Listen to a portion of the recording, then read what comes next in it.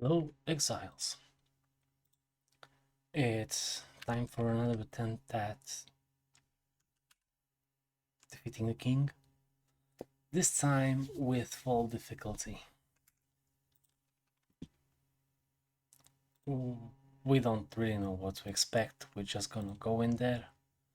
We're dropping the flat damage we have in our focus for a chance at making the effigy of cruelty help us deal more damage, because in the end, sure, 70% increased spell damage versus 140% increased spell damage is a visible difference, but the flat increased critical hit chance from the focus should be more than offset by the critical weakness we set on the boss. So let's give it a try. Let's take it slow, because the critical hit weakness will be there no matter what we do. So let's try and make sure we look at what the boss does.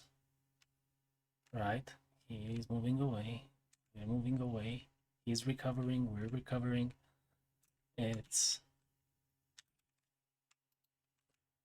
make an hypothermic, give him some cold penetration, drop the frost walls, and the spam. We're not doing bad, we're not doing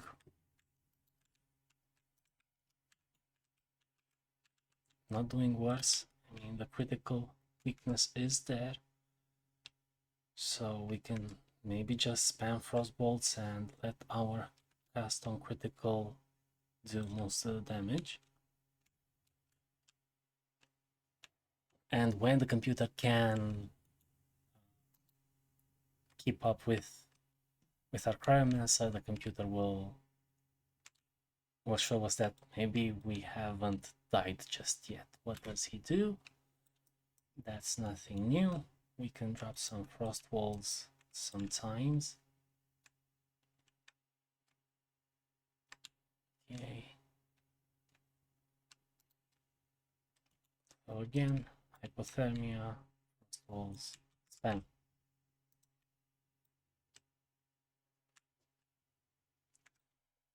The frost walls are not there only for damage, they also block some of his projectiles. They also make him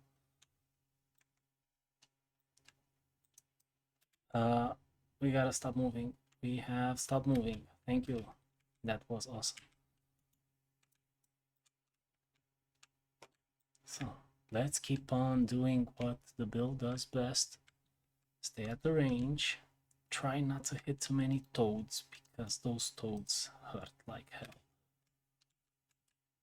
So we're there, we're blowing up walls. We have again been stunned. Yay. Now that the boss has gotten through to our life points, we're gonna take a break, get in there, debuff him. Nice to see the critical weakness debuff is being laid out strong.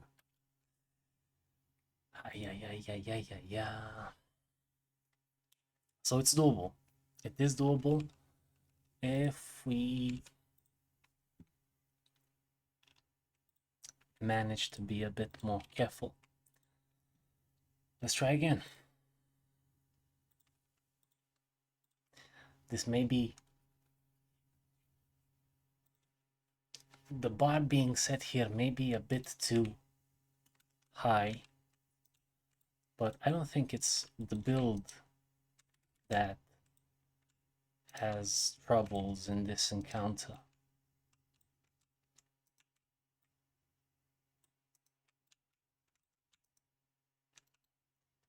Okay, he's not weak, he's not penetrated.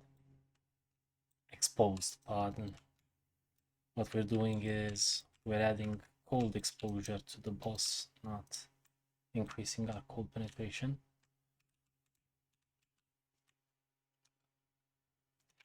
So let's try again. This time without. Okay. He's moving away from the cursed ground, so let's stop him. Let's lead him somewhere else. And this time we're going to try and keep a close eye on the debuffs we have. Maybe we can catch that meditation. What's that? Portal vapors. I can't remove that, so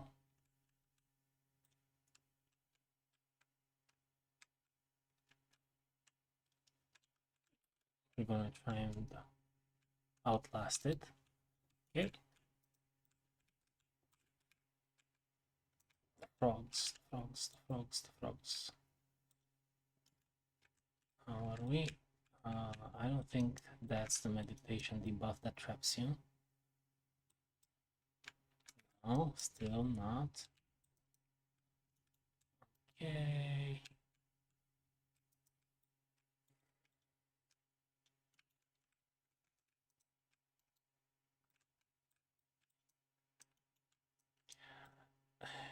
Just like last time, we're doing fine until we get trapped.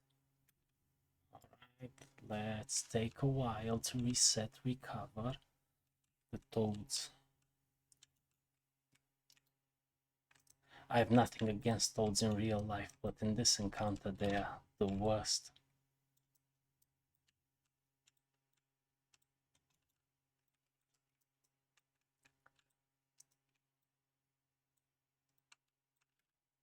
Okay, he's getting a bit too close. Let's move away, run away. Reset the curse round, reset the exposure, shadow search. What does that do? A stack up. And that's physical damage? Not sure.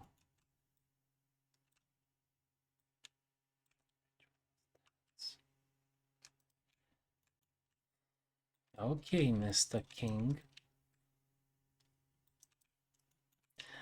Does he look like he's a jester instead of being a king with the way they made him move?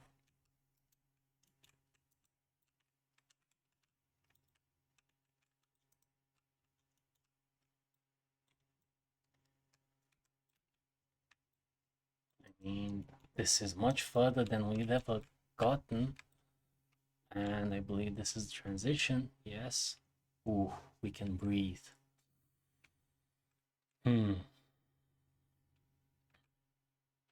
Here, little fireflies. Let me catch you. Right. Our breathing moment has ended.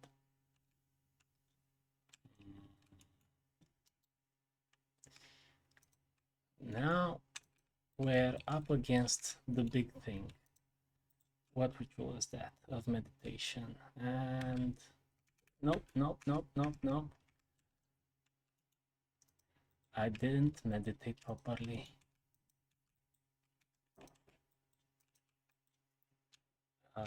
Let's just take some time. We still have toads on the map, and we're out of energy shield. And we can't climb on the ledges anymore. I was not aware of that.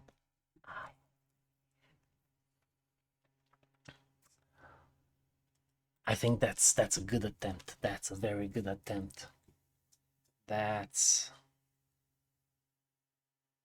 better than we've ever done with Clara, and all things considered, I think getting into the second phase of the king is a big achievement. So maybe let's take a while to recap how we got here. We're using Frostbolt as the main ability, the spammable ability. We're Together with Snakepit, Frostbolt deals its projectile damage and its explosion damage all at the same time. Yeah, we're going to lose out on 20% more projectile damage after piercing, but since we've socketed it with Scattershot, all 3 projectiles explode. Well, the plan is that they all explode in the vicinity of your target, so you get 3 times the explosions. The 30% less damage doesn't really scale the damage down to all the same, because 35% less damage times 3 means, well, it's 60% times 3, it's 180%. So in the end, you do get an increase. Supported glaciation, rime, and pinpoint critical because we want to stack up freeze build-up and critical hits. Acceleration is there for the quality of life, so you don't have to wait for the orbs to go across the screen any longer than you need to. Frostbomb has now replaced Eye of Winter because it comes with automatic exposure. You don't need to socket it, you don't need to wait for it to crit or do anything else. We just socket it with blind for a defensive layer, strip away to increase that exposure effect, and fast forward so that the bomb explodes sooner. It will pulse the same amount of times but in a less duration. The good thing is that it applies exposure out from the first pulse, so you don't have to wait for its duration to expire so you can get the exposure. Frost Wall, Icicle, because we don't care how much life those walls have, we just care that they are there so that they deal their damage when they explode. As you can see here, explosion worth 195 to 293 cold damage. Spell Cascade, so you get more walls, more explosions. Spell Echo, so you get more walls, more explosions. And Fortress, so that hopefully the boss AI gets a bit confused about where to go. But still, Fortress adds more walls. I know it deals less damage with hits, but having the boss surrounded means you have a great chance that all walls will be destroyed with the Frostbolt explosions and the comet that's coming up. I could see this being a downside for the build and have to replace it with something else. Not sure what. Arcane Temple maybe. Hypothermia, manual cast, self-cast with heightened curse, ritualistic curse, so it gets more area of effect because there are not many bosses that just stand still and wait for you to punch them. Curse ground, so it creates curse ground, so it has more area of effect and you get the curse for longer. And encumbrance, because it fits. I couldn't find a better socket to use across the build.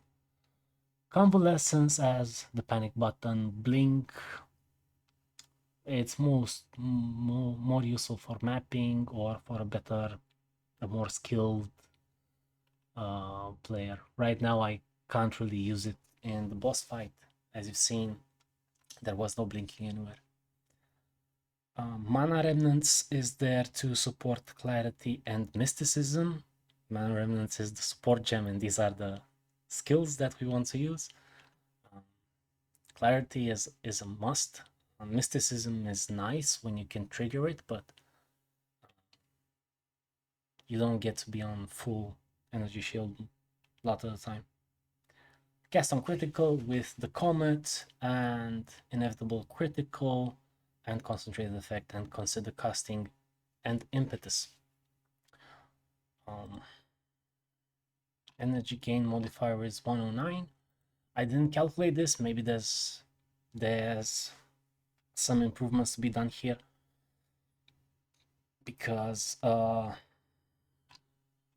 let me move a bit so it has maximum energy of 300, and it gains 1 energy per power of enemy you critically hit, and it uses all of it when you launch the comet. Currently has 300 maximum energy. So you need a lot of crits to trigger this.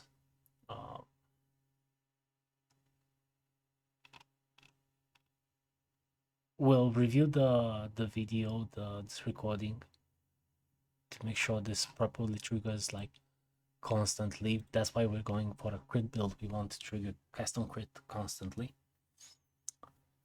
If not, maybe there's an improvement there to be made. Custom freeze is there for mapping. Cold snap, elemental focus, because it already can't inflict elemental ailments. Well, it's a payoff skill, and it can't inflict freeze, and this is a cold build, so we don't lose anything on this.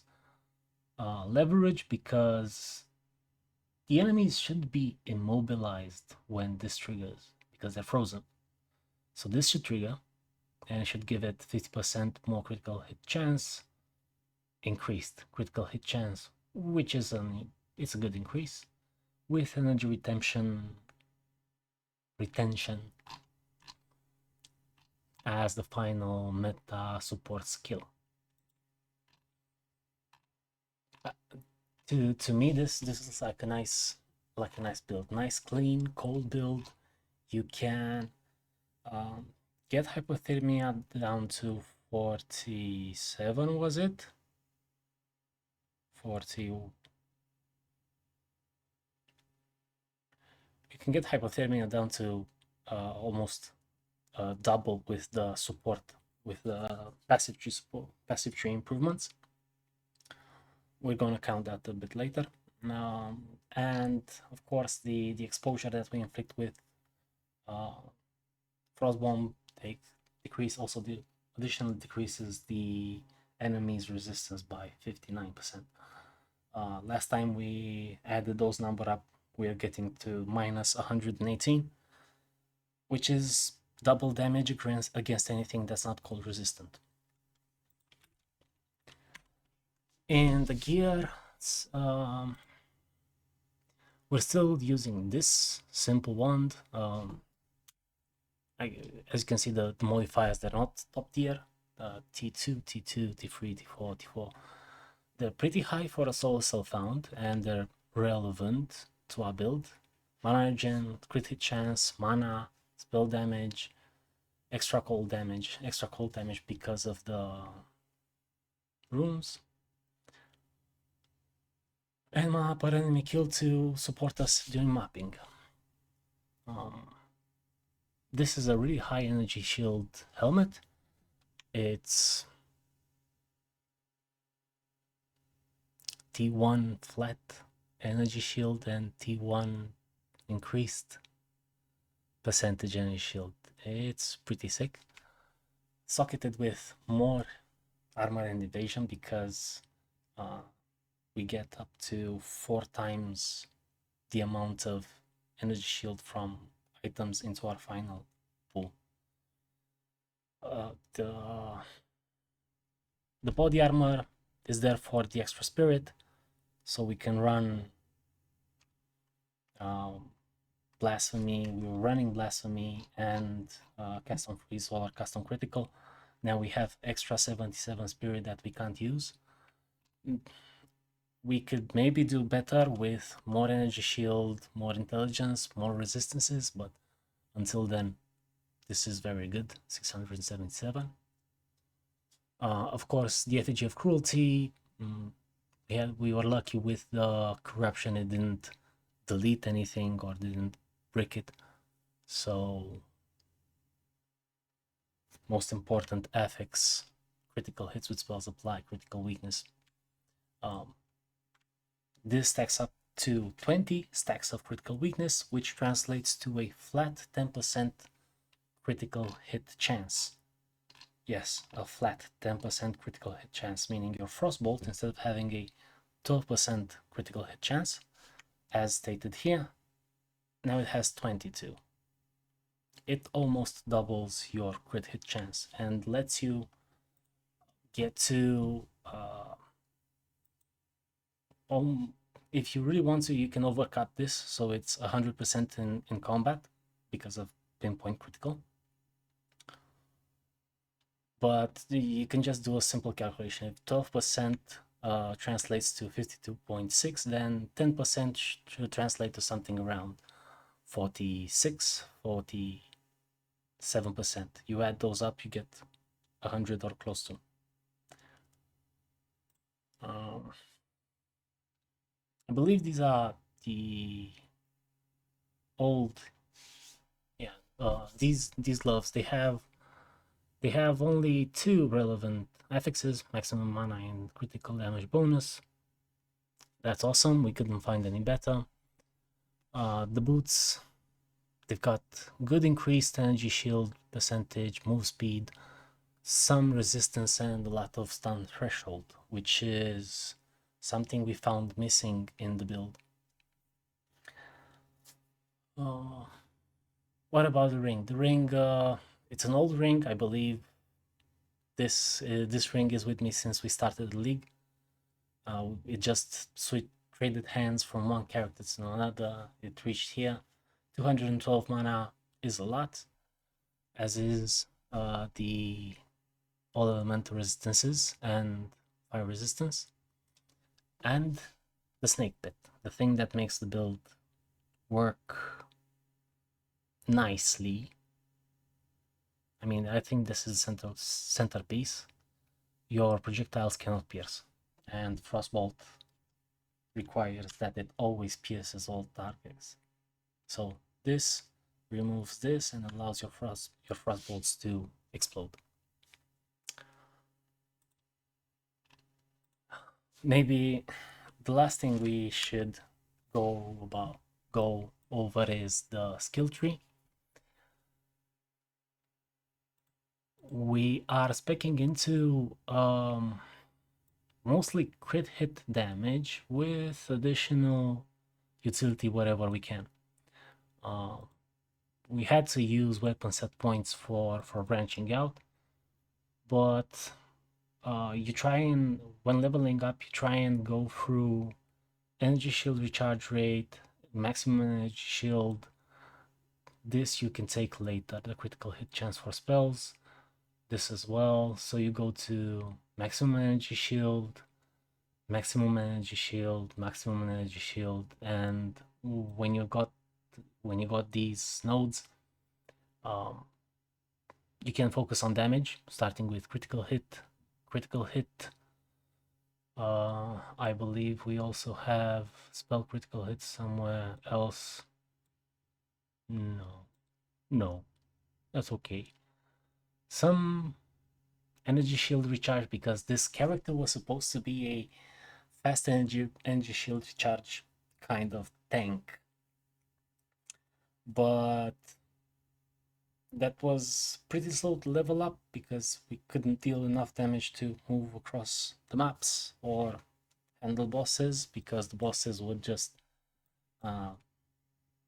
hit us for too much damage, while the energy shield, yeah, it was recharging almost instantly, but when you've got 100 energy shield, doesn't really matter that it started recharging. So this one is still relevant for the build and efficient, because you get 3% increased mana and energy shield. In the awesome case where we get the gear to have around 4,000 mana off of the gear, then this really adds up.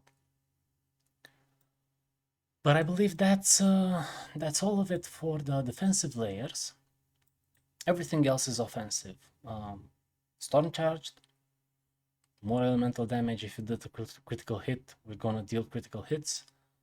Overexposure, let's bump up that number.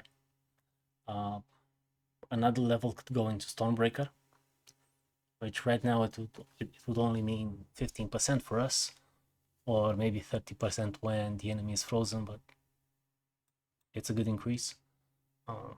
Endless Blizzard, Glaciation for increased cold exposure, more mana, Arcane Intensity, spell damage. It's all across the board. It's not something that only lightning builds use. Heavy Frost and Thin Ice for the increased damage it hits against frozen, and hits ignore non-negative elemental resistances of frozen enemies. Unfortunately, this doesn't mean all of your enemies start with 0. They do still start with their own resistance, and your cold exposure and hypothermia will decrease that first before this takes effect. But still, it's a good note to have. And of course, we get into the classic common for the jugular, Deadly Force. For the offensive part, we've also selected Dynamism and Invocated Efficiency, just because most of the damage we do comes from the triggers of Custom Crit. I didn't find anything in POB that would confirm that, but it really feels like that's where the damage comes from. And for the defensive side, coming back to the end of the build, you use your second weapon points for increased skill effect duration nodes wherever you can find them, and increased curse magnitudes, so that your Sigil of Power lasts longer, your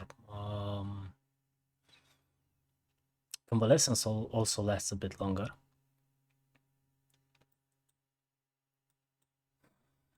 And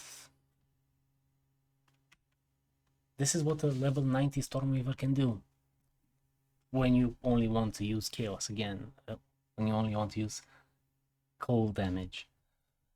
If you want to do a mixed cold lightning damage, sure, you can do much more damage. If you want to go only lightning damage, you've seen other builds, what those can do. Our Ascendancy, oh yeah, our Ascendancy, the standard Force of Will, you have to take Force of Will. And I was unsure what would fit best, because Heavy Snows, 2 Chills, yeah, that would synergize with Stormbreaker. You get 45%, maybe drop the Anoint of Barbaric Strength and get... there was a note here for... there it is.